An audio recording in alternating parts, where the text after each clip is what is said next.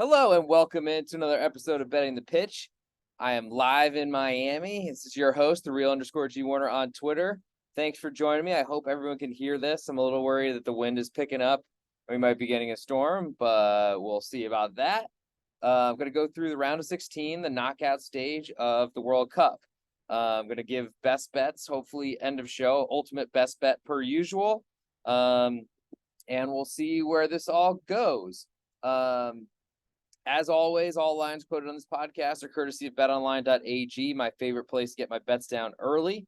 Reduced juice is offered in almost every game you want to bet right up until game time. Please follow the link found in the podcast description below to fund your account and use the promo code GW50 to receive a 50% match bonus up to $1,000. So now that you have an extra $1,000 potentially in your account, let's go through these lines and try to come up with some winners for the first knockout round of the World Cup. We're getting down in the nitty gritty. It's going to be a great time. There have been some surprises, teams that we didn't expect to get through that are here. But as I let this plane go through, it's going to be a really, really wild knockout stage. And we'll start with the Netherlands and the United States. The Netherlands currently a half a goal favorite. Over under is 2.25. A lot of these lines I'm staring at for the first time. This is not one of them. But the U.S. are not a great favorite, but honestly, as an underdog, they've been really, really competitive for years. I mean, we've seen them move on with far inferior rosters in the World Cup in the past. And it's based on maybe a medal that United States have or something like that of that nature. And they get to run at the Netherlands, who are going to be the proud team that expect to win this competition. And certainly this round. Currently, the Netherlands a half a goal favorite. From where I sit with the U.S., I don't really trust them to score goals, but I do trust them to make it hard on the Netherlands and to be a threat to the Netherlands because the U.S. does have a lot of pace. It sounds like Christian Pulisic is going to be available. So we'll see what ends up happening with that status and whether he starts. But from where I sit, I don't know that the U.S. getting a half of a goal is enough for me to play because I think while I don't love the Netherlands offense so far this World Cup, I do think their defense has been better, which is an important step they needed to take. I lean to under 2.25 right now. It's very juiced at the moment. I don't know that 2 is enough for me to want to play, but I don't think there's going to be a lot of goals in this matchup. And really in this round, kind of like I haven't thought there'd be many in the whole World Cup. But the third match, they certainly turned that around a little bit with some big scores. But I think we're going to go back to where defense matters, and that's going to help people advance. Next, we'll move, I guess I'll say the 2 advanced numbers at BetOnline currently. The Netherlands minus 220. U.S. plus 170. I don't know that I love anything there. Argentina then Argentina face Australia in the nightcap tomorrow on Saturday. I'm recording this Friday evening from Miami. Argentina, a 1.75 goal favorite with all the juice.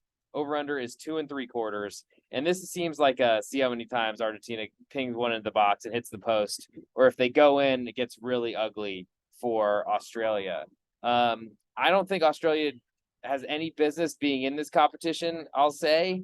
They're here because they got a really great result against Denmark, shockingly, in the final day of their group, and they deserve it. They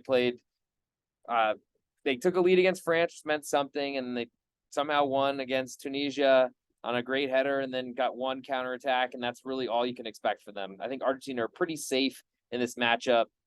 And I got to say, I think if I'm going to back Australia, I need at least 2 goals. It might get there by the time this one kicks off, but if anything, if you got to play something on this one, I think under 2.75 is the way to go on Australia. Next, to advance, Argentina minus 1,000. So 1,000 will you $100.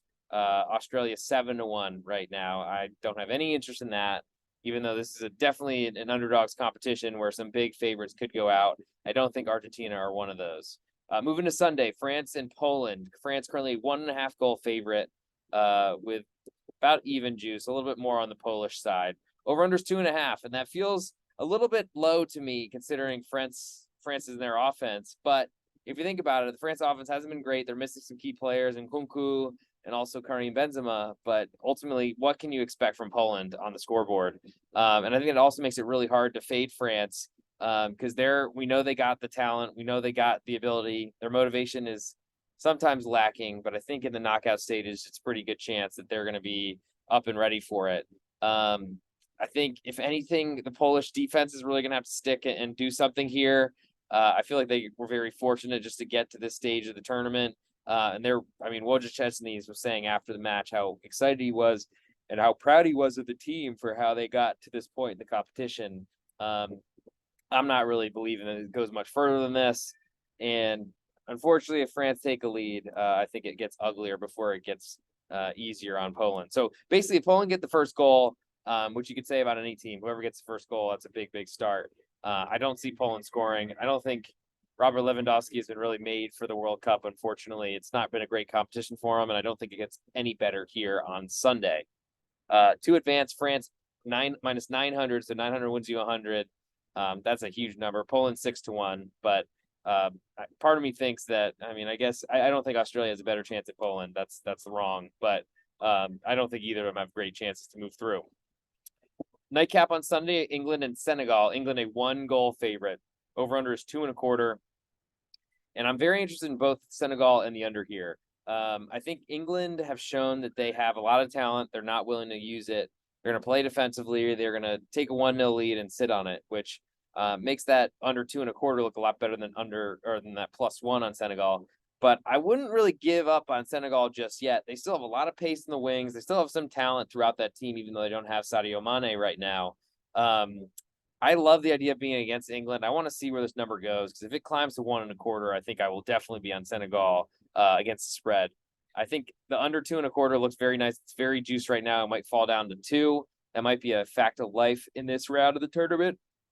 And keep in mind, all these bets will settle end of 90 minutes. You won't have to do anything or deal with extra time, which I think is a big deal for the underdogs. They're just trying to survive until extra time a lot of times in these scenarios, especially the big underdogs. And that, I think, matters for covering spreads, but not necessarily to advance lines. Speaking of, England minus 425 to advance, Senegal plus 320. And that's a pretty tight number compared to the last two I just read. Still think England are more likely to go through, but like Senegal against the spread and under. Moving to Monday, we have Japan and Croatia. Japan a 0.5-goal underdog with all the juice right now. Potentially falling down to 1/4, but it's a very low line for Japan considering where they've been lying this tournament. Favorites to Costa Rica, but really big underdogs to both Spain and Germany, who they both beat. So maybe the books are and the marketplace are not letting Japan pull that over on anybody this time. Over under is 2.25. And the way I see this match going, Croatia are going to dominate the midfield. They're going to have a lot of possession. I've not felt great about their scoring ability, I must say. Meanwhile, Japan want to counterattack, and they're going to let Croatia have the ball. And I think that fits Japan pretty well here. So, yawns are back. Welcome to Betting the Pitch podcast. They're always here. But so Japan are a little bit, I guess, cheaper than I want them to be, but I think for good reason. I want to see what happens with this number. Maybe it comes a little bit higher, but I feel like there's going to be a real depth of goals here, or this game is going to be bereft of goals. So under 2.25, and also Japan plus 1/2. I like at the moment. To advance, Croatia only minus 195 favorite, lowest we've seen so far. Japan at plus 165. Certainly could happen. Croatia's offense has not looked great. Japan on the counterattack has been so efficient. And I think I had that read coming into the tournament. And I don't really see it disappearing. Next, we'll go Brazil and Croatia. Just did Croatia. Brazil and South Korea. This is the nightcap on Monday. Currently, Brazil a 1.75 goal favorite. Over under is 2.75. Brazil rested all their players that matter today. Took a loss to Cameroon, which is crazy, but good for Cameroon and their history or something like that. That stat will be brought up a lot probably when Brazil plays any African team in 2026. But it didn't matter. Got them through. They got to face South Korea, who are going to sit back and counterattack. That's going to be their goal here. And getting almost 2 goals is a lot for Brazil to lay. I feel like they were a 1-goal favorite to Switzerland, 1.25 or so to Serbia, 1.25 today with our backups to Cameroon. So maybe that's not as comparative. But 1.75 seems very large in South Korea. I also lean to that under 2.75. I think Brazil are really talented, best team in this tournament. But beating teams in the knockout round by more than 2 goals is a lot to ask. And I wouldn't be shocked if this number does get to a full 2 before it kicks off. Don't have a 2 advanced line out there just yet. This is probably a very new line and probably could see some money right away, take a juice South Korea and drop it down to 1.5. To me, 1.5 and 1.75 isn't a huge difference. Certainly there is, but I lean to South Korea here, and I want to see how high this line gets before I buy in.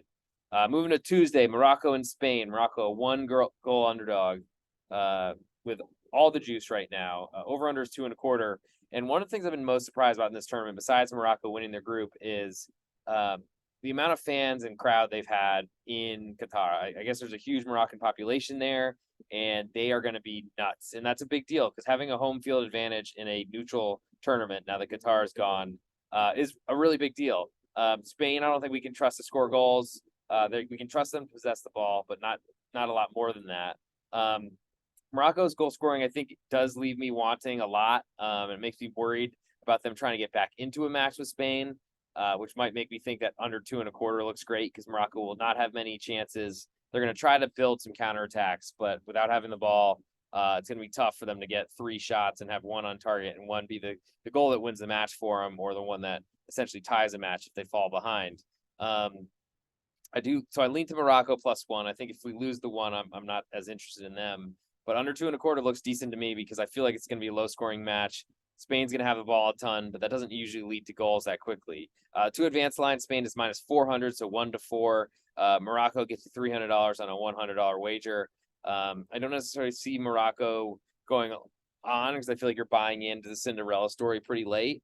But it is the World Cup, and some teams make big runs, so we'll see what happens with that one. Lean to Morocco and under.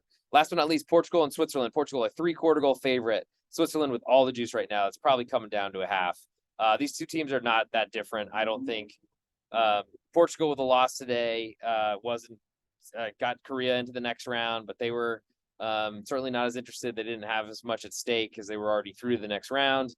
But I don't really believe in the Portugal offense much at all. I think Switzerland had a crazy back and forth game with Serbia today. And there's going to potentially be a letdown from them getting through because that match means a lot to Granit Xhaka and also to Xherdan Shaqiri. But they were great today. Xhaka almost got sent off, but stayed on the pitch somehow. And I think Switzerland has proven in UEFA Nations League that they are a serviceable team that can compete with the best in Europe. Portugal are one of those, and I think they have the ability to cause some problems there. In terms of over-under for this one, I got under 2.25. I don't know necessarily that I see a lot of goals in this matchup either. I mean, I say that a lot apparently, but from where I sit, I think my concern, or I guess my feeling right now, is that there's not a lot of goals in this matchup, and that certainly favors Switzerland as the underdog, and definitely makes me lean under as well. And so I'm going to go through all the matches now and sum them up and give a best bet. Before I do that, use a promo code WING15 on pregame.com. You get 15% all listeners off of this European soccer podcast. It's good for 7 days from the podcast release. Get on in there and go save yourself 15%. I've got a World Cup package out there right now. Also, be doing daily stuff if you're more into that. You save some money on the World Cup package. You get everything no matter when I release it, which is something that's kind of important I found out today. But jump in WING15 as if you're on the wing or eating a chicken wing 15. So to recap all the numbers here. We're only 13 and a half minutes in. It's probably the quickest betting the pitch podcast episode ever, but that's what happens when there's only 8 matches. So I'm interested in the US under is probably my biggest lean in that one. The opener of the round of 16 tomorrow Saturday morning here in the United States. Australia, I guess I lean under 2 3/4, but I don't love that, I will admit.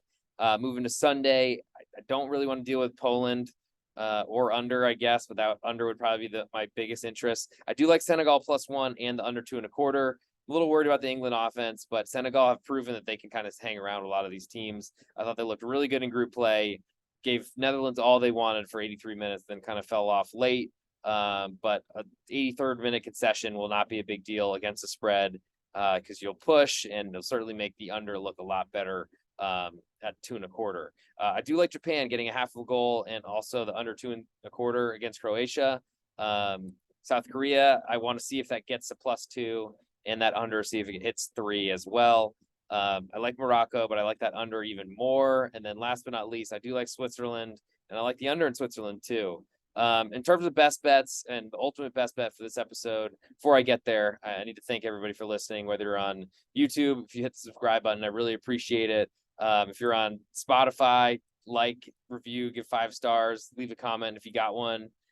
Same sort of thing goes for Apple Podcasts. 5-star review, get me up the table quite a bit. I really appreciate how many of you are listening to these podcasts. It's almost like you're trying to learn how to win some money on the World Cup if you haven't been paying attention all year. I'm not shaming anybody or anything like that, but thank you for coming along for the ride eventually. Late's better than never, or whatever the phrase is. It's hard to think of as we're live trying to contemplate an ultimate best bet. But I think I'm going to go with the under 2.25 in Japan and Croatia.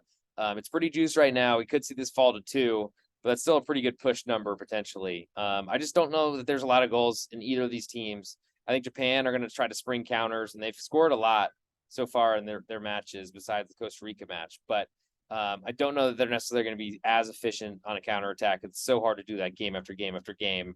And I think Croatia will be a little bit more protective because they're not as proud as Spain and Germany are. But Japan, Croatia under 2.25 will be my best bet for this episode. Thanks everyone for watching. If you got any questions, feel free to slide some DMs, whether it's on pregame, on Twitter, @thereal_G Warner. Leave a comment on YouTube or Apple Podcasts or Spotify, anything. And hopefully this was all legible, hearable, all that sort of stuff. I was really hoping for a better background, but it kind of got dark while I was out here. So hope everyone's having a great time and you're staying warm wherever you are. Anyways, good luck. Thanks for following along so far, and I will talk to you all soon.